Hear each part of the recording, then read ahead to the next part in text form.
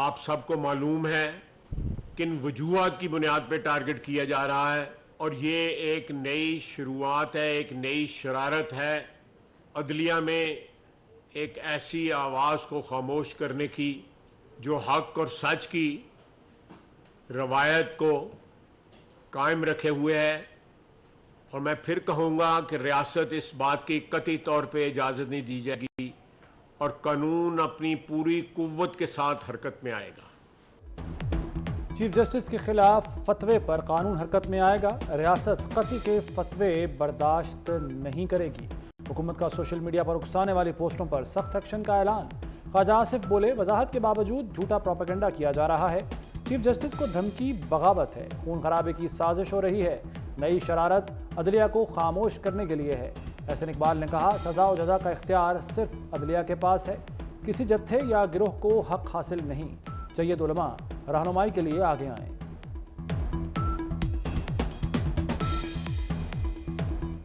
پاکستان کے آئین سے کھلی بغاوت ہے۔ یہ وہ طبقہ ہے کہ جنہیں 2017-18 میں ایک سیاسی ایجنڈے کے تحت کھڑا کیا گیا تھا۔ چیف جسٹس پاکستان کو قتل کی دھمکی دینے پر تحریک لبیک کا نائب امیر گرفتار، ظہیر الحسن شاہ کو اکاڑہ سے حراست میں لیا گیا، نامعلوم مقام پر منتقل۔ دہشت گردی، مذہبی منافرت، فساد کی دفعات شامل، عدلیہ پر دباؤ اور دھمکیوں کی دفعات بھی شامل۔ ٹی ایل پی کے 1500 کارکن بھی مقدمے میں نامزد۔ کسی شخص کو یہ حق نہیں ہے کہ وہ کسی عدالتی فیصلے کے حوالے سے کوئی قتل کا فتویٰ یا جان کا فتویٰ جاری کرے۔ جو یہ فتوے جاری کرنے کا اور ریاست کے اندر ریاست بنانے کا یہ جو رواج ہے، اس کی ہم سب کو مل کے مذمت کرنی چاہیے۔ ریاست انسانی حقوق کے یا فریڈم آف ایکسپریشن کے لبادے میں کسی کو یہ اجازت نہیں دے گی کہ اس کے منہ میں جو آئے وہ کہہ دے۔ فتویٰ کلچر کی سب مذمت کریں، جو منہ میں آتا ہے بول دیتے ہیں، ریاست اس کی اجازت نہیں دے گی، اس معاملے پر سمجھوتا نہیں ہوگا۔ وزیر قانون اعظم نذیر تارڑ کا واضح پیغام۔ وزیر اطلاعات عطا تارڑ نے کہا کہ یہ جو رواج چل پڑا ہے اس کی سرکوبی ہوگی، قانون ہاتھ میں لینے والوں کو نہیں چھوڑیں گے۔ حنیف عباسی بولے، انارکی پھیلانے نہیں دیں گے، وزیر اعظم پارلیمنٹ میں اس پر گفتگو کریں گے۔ ہم یہ سمجھتے ہیں as a party, as a legal, as a parliamentarian, ساری پاکستان تحریک انصاف، کسی بھی بندے کو یہ حق نہیں ہے کہ کسی اور کے خلاف فتویٰ ایشو کر لے مذہب کے حساب سے۔ ان لوگوں کے اس طرح ہم نے سب اس کی ہمیشہ سے مذمت کی ہے۔ اتنی مذمت اس بات کی جائے وہ مذمت کم ہے۔ پی ٹی آئی کی چیف جسٹس کے خلاف جاری مہم کی مذمت۔ بیرسٹر گوہر کہتے ہیں، قانون موجود ہے تو کسی فرد کو فتویٰ جاری کرنے کا حق نہیں، انتہا پسندانہ اقدام کی حمایت نہیں کی جا سکتی۔ شبلی فراز نے کہا، فتووں کی گنجائش نہیں ہے، فیصلوں پر اعتراض ہے تو چیلنج کریں۔ وائلنس کا ایک بازار گرم ہے، وائلنس سے لوگوں کو شہید کیا جا رہا ہے، اس پر یہ اسمبلی کب جذباتی ہوگی؟ یہ پنجابیوں کے قتل پہ کب جذباتی ہوگی؟ یہ ان کے اغوا پہ کب جذباتی ہوگی؟ کیا ہم نے اسمبلی سے ابھی کوئی ایک ریزولوشن پاس کرائی ہے جو 11 لوگ آج بھی ان کے قبضے میں؟ اسپیکر دیر از نو سٹوری ٹیلر۔ اور جب وہ سٹوری ٹیلنگ کی جاتی ہے تو بڑے آسانی کے ساتھ کہہ دیا جاتا ہے کہ جی یہ تو بات ٹھیک نہیں ہے، یہ تو انٹیلیجنس ایجنسیز، تو کیا را کے ایجنٹ بن جائیں؟ بلوچستان میں پنجابی بھائیوں کے قتل پر کوئی بات کیوں نہیں کرتا؟ وزیر اعلیٰ بلوچستان سرفراز بگٹی کا سوال۔ کہا، کسی کو لاشوں پر سیاست نہیں کرنے دیں گے، ریاست مظلوم کے ساتھ کھڑی ہے، ظالم کے ساتھ نہیں۔ گوادر اور سی پیک کی ترقی کو روکنے کے لیے جلسہ کیا گیا۔ کیا ہم اپنی انٹیلیجنس ایجنسیوں کو سپورٹ نہ کریں؟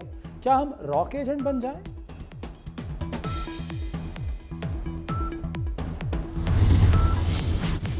پاکستانی معیشت کے لیے تازہ ہوا کا جھونکا۔ بین الاقوامی ریٹنگ ایجنسی فچ نے 7 ماہ بعد پاکستان کی ریٹنگ بڑھا کر CCC+ کر دی۔ فچ کے مطابق معاشی صورتحال میں بہتری پر ریٹنگ اپ گریڈ کی گئی۔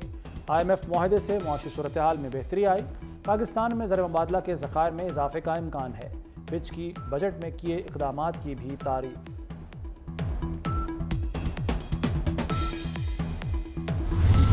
پالیسی جو اس وقت جو 20.5% تھا وہ کم ہو کے 19.5% ہو گیا. یہ اگلی مانیٹری پالیسی تک رہے گا. اس کے بعد ستمبر میں پھر دوبارہ سے مانیٹری پالیسی کمیٹی کی میٹنگ ہوگی, تو اس میں پھر دوبارہ سے جو ہے وہ اگلی ڈیولپمنٹس جو ہے ریویو کی جائیں گی. جون کے اندر ہمارے ریزرو جو ہے جون 2023 میں $4.4 بلین تھے, 4 بلین سے تھوڑے اوپر, جو اس سال کے جون میں 24 میں بڑھ کر $9.4 بلین ہو گئے. تو اس میں تقریباً شرح سود 1% کم 19.5% پر آ گئی. گورنر اسٹیٹ بینک جمیل احمد کا شرح سود میں 100 بیسس پوائنٹس کی کمی کا اعلان. اس سے پہلے شرح سود 20.5% پر تھی. گورنر اسٹیٹ بینک نے کہا کہ زر مبادلہ کے ذخائر میں بہتری آئی ہے, مہنگائی میں بتدریج کمی آ رہی ہے. مہنگائی کی شرح 38% سے کم ہو کر 12.5% ہو گئی. فچ کی ریٹنگ اپ گریڈ ہوئی ہے. یہ ریفلیکشن ہے اس جرنی کی جو پچھلے ہم 4 یا 5 مہینے سے اس پہ پورا تندہی سے ہم کام کر رہے ہیں to get more permanence in the macroeconomic stability. تو special capital markets, panda bond کی میں نے کل بات کی جہاں ہمیں انشاءاللہ چائنا سپورٹ کرے گا, ان کی گورنمنٹ ہمیں سپورٹ کرے گی, لیکن ultimately we have to get into euro bonds and we have to get back into the US market. And therefore this particular جو اپ گریڈنگ ہے یہ آغاز ہے انشاءاللہ اس سفر کا.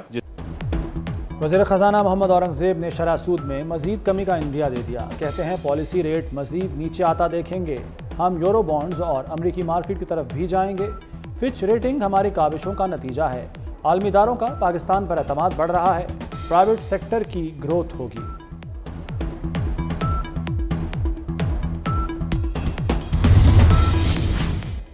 بے لگام مہنگائی کو کیسے کنٹرول کیا جائے؟ وزیر اعلیٰ مریم نواز کی زیر صدارت مہنگائی سے متعلق اجلاس. سپلائی چین میکنزم کو مزید مؤثر بنانے کے لیے اقدامات کی ہدایت. مریم نواز نے کہا کہ عوام پر مہنگائی کا بوجھ ڈالنے کی اجازت نہیں دیں گے. بنیادی اشیاء ضروریہ کے نرخ عوام کی پہنچ میں ہونے چاہیے.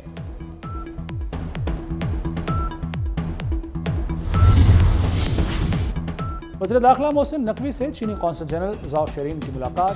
پاک چین تعلقات کے فروغ اور سی پیک منصوبوں پر گفتگو. محسن نقوی نے کہا کہ سی پیک سے پاک چین تعلقات کو نئی جہت ملی. چین ہر آزمائش میں پاکستان کے ساتھ کھڑا رہا. وزیر داخلہ نے سیکورٹی انتظامات پر عمل کے لیے چینی شہریوں کے تعاون کو سراہا.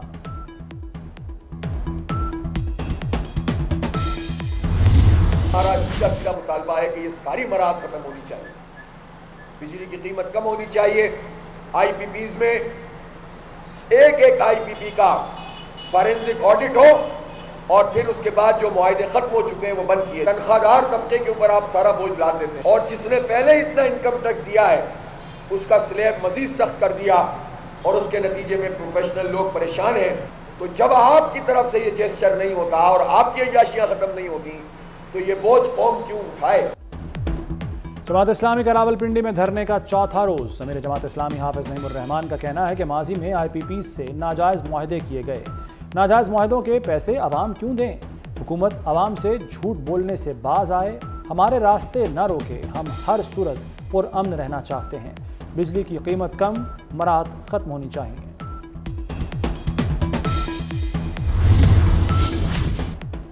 بانی پی ٹی آئی کو عدالت میں نیب وکیل سے معافی مانگنا پڑ گئی. بانی نے نیب ٹیم کو ضمیر فروش کہا, جس پر نیب وکیل مظفر عباسی غصے میں آ گئے. کہا آپ کی ذات پر آج تک بات نہیں کی, ذاتیات پر نہ اتریں, کیس پر بات کریں. کیا سعودی عرب نے آپ کو 30,000 کا ڈنر اور ٹی سیٹ دیا تھا؟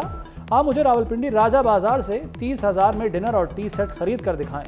وقفے کے بعد بانی پی ٹی آئی نے مظفر عباسی سے معافی مانگ لی. تو شخانہ کیس میں بانی اور بشرا کے ریمانڈ میں 10 دن کی توسیع کر دی گئی.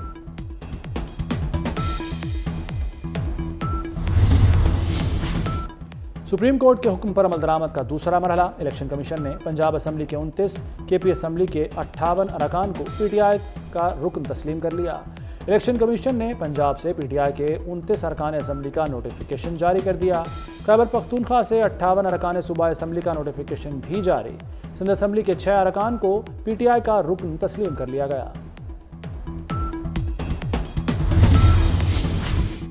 9 مئی مقدمے کا اوپن ٹرائل ہوگا. انسداد دہشت گردی عدالت نے شاہ محمود قریشی کی درخواست پر فیصلہ سنا دیا. عدالت نے کہا کہ میڈیا کے 10 نمائندوں کو کارروائی کی کوریج کی اجازت ہوگی. ملزموں کی فیملی بھی ٹرائل کی کارروائی دیکھنے کے لیے جیل آ سکتی ہے.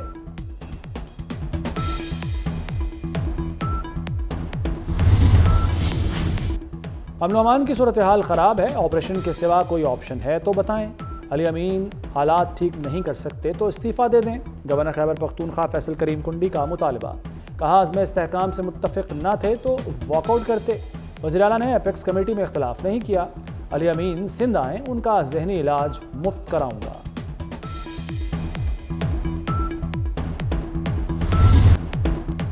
عالمی مارکیٹ میں خام تیل کی قیمتوں میں نمایاں کمی، ہائی سپیڈ ڈیزل 11 روپے سستا کرنے کی تجویز، پیٹرول بھی 5 روپے 50 پیسے فی لیٹر سستا کرنے کی سفارش کر دی گئی۔ خیبر پختونخوا میں سیکیورٹی فورسز کی 3 مختلف کارروائیاں، فتنہ الخوارج کے قاری سمیت 5 دہشت گرد مار دیے۔ آپریشنز کے دوران دہشت گردوں کے ٹھکانے بھی تباہ، اسلحہ، گولہ بارود اور دھماکہ خیز مواد کا ذخیرہ برآمد۔ ISPR کے مطابق فائرنگ سے پولیس کانسٹیبل ابرار حسین شہید ہو گئے۔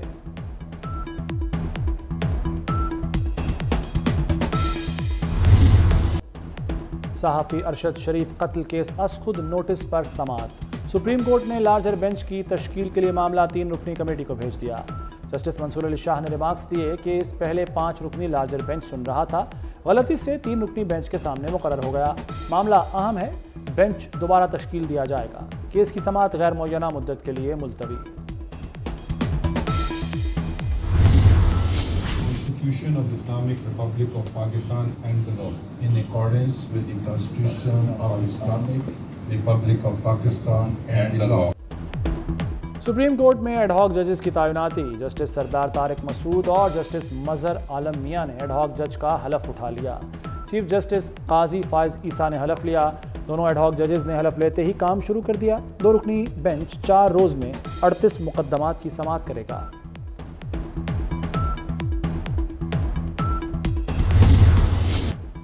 ملک بھر میں بارشوں کا دھواں دھار سپیل، راولپنڈی اور اسلام آباد میں تیز بارش، نشیبی علاقے ڈوب گئے، لاہور، جہلم اور گجرات میں بھی بادل برسے۔ آزاد کشمیر کے مختلف علاقوں میں وقفے سے بارش، کراچی میں بارش سے گرمی کی شدت میں کمی آ گئی۔ بارشوں کا موجودہ سپیل 31 جولائی تک جاری رہے گا۔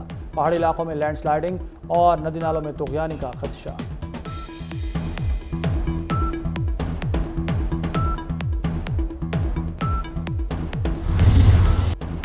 غزہ میں فلسطینیوں کی نسل کشی جاری، خان یونس اور المواسی کیمپ پر حملوں میں 70 فلسطینی شہید ہو گئے۔ بلاتا پناہ گزین کیمپ میں اسرائیلی فورسز نے 17 سالہ نوجوان کو گولی مار دی۔ غزہ میں شہادتیں 29,324 ہو گئیں۔ اسرائیل اور حزب اللہ کے درمیان کشیدگی میں اضافہ، اسرائیل نے بیروت پر حملے کی تیاری کر لی۔ اسرائیلی سیکیورٹی کابینہ نے حزب اللہ کے خلاف راکٹ حملوں کی منظوری دے دی۔ امریکہ نے بھی گولان میں دھماکے کا الزام حزب اللہ پر عائد کر دیا۔ حزب اللہ نے گولان حملے کے ذمہ داروں کے تعین کے لیے عالمی تحقیقات کرانے کا مطالبہ کر دیا۔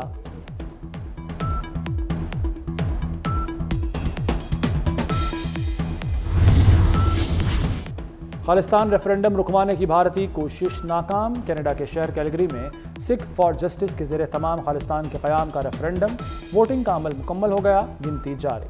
ووٹنگ کے آغاز سے پہلے دعائیہ تقریب بھی ہوئی۔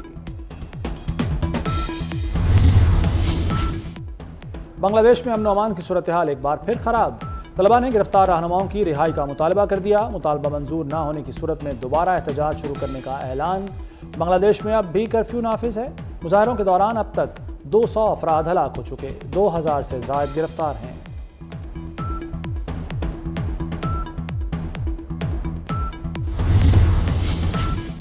ایران کے سپریم لیڈر آیت اللہ خامنائی نے نومنتخب صدر مسعود پزشکیان کی توثیق کر دی۔ نومنتخب ایرانی صدر مسعود پزشکیان منگل کو حلف اٹھائیں گے۔ وزیراعظم شہباز شریف سمیت 70 غیر ملکی رہنما شرکت کریں گے۔ مسعود پزشکیان نے 72 سالہ عارف رضا کو نائب صدر مقرر کر دیا۔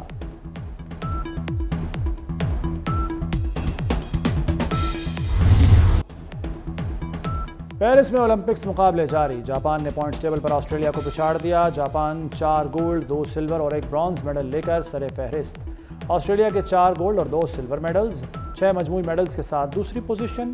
پوائنٹس ٹیبل پر اب تک 22 ممالک کا کھاتہ کھل چکا۔